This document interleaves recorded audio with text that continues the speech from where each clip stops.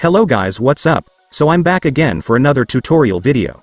So in this video, I will gonna show you how to stop Facebook from announcing your birthday. So if you are interested, then keep on watching.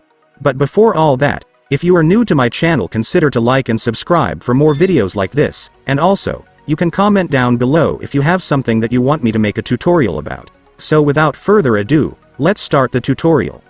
So to stop Facebook from announcing your birthday, it's actually pretty easy. Just follow what I'm gonna do. So for the first step, of course, you will need to open your Facebook.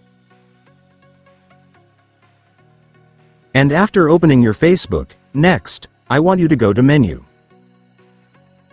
And here on the menu, I want you to scroll down a little until you find the settings and privacy option.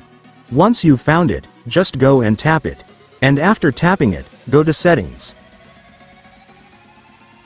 And once you're on settings, just scroll down until you are on the audience and visibility section.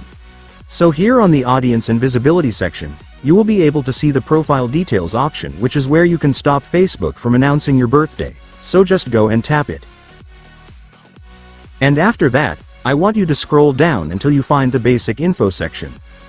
Once you've found it, I want you to tap the edit button right here. And after that, you will now be able to see your birthday right here.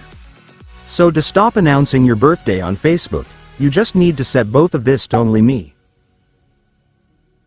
So setting your Facebook birthday to only me will prevent Facebook from telling your friends about your birthday. This is because your birthday information will be hidden from everyone else, so your friends won't get any notifications or reminders about it. And once you're done setting both to only me, you can now tap save to completely save your changes. And after that, it's done. Congratulations, Facebook will now stop announcing your birthday to your friends.